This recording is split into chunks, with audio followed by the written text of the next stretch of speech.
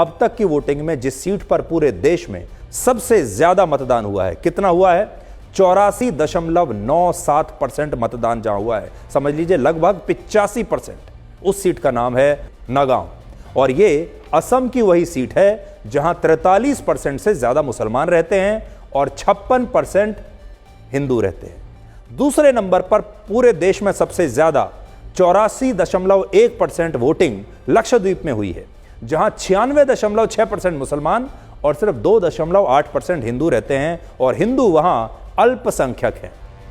उत्तर प्रदेश की अब तक जिन 16 सीटों पर वोटिंग हुई है, उनमें से सबसे ज्यादा 66.1% वोटिंग सहारनपुर में हुई, जहां 42% मुसलमान और 57% हिंदू रहते हैं। और दूसरे नंबर पर सबसे ज्यादा 64.5% वोटिंग अमरोहा में हुई, जहां 50% मुसलमान हैं और 48% हिंदू हैं।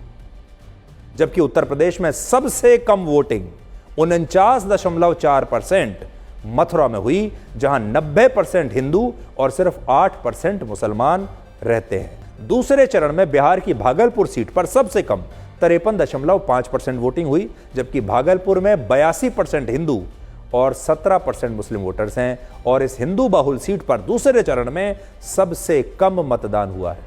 लेकिन बिहार की जिस किशनगंज सीट पर 65% मुसलमान और सिर्फ 22% हिंदू हैं, वहां 62.8% मतदान हुआ, और पूरे बिहार के औसत मतदान से लगभग 8% ज्यादा है ये। और यहां बात सिर्फ किशनगंज की नहीं है।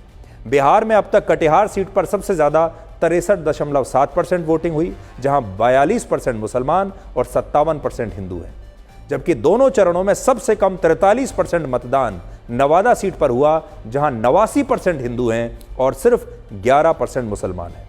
केरल की जिस मलप्पुरम सीट पर 68% मुसलमान हैं और सिर्फ 30% हिंदू हैं, वहां लगभग 73% वोटिंग हुई। लेकिन जिस पथनमथिट्टा सीट पर हिंदू बहुसंख्यक हैं और उनकी आबादी 55% और मुसलमान सिर्फ 5% हैं और ईसाई लगभग 40% हैं, वहां केवल 63% वोटिंग हुई। और ये आंकड़े इस बार का वोटिंग पैटर्न आपको बताने के लिए काफी है।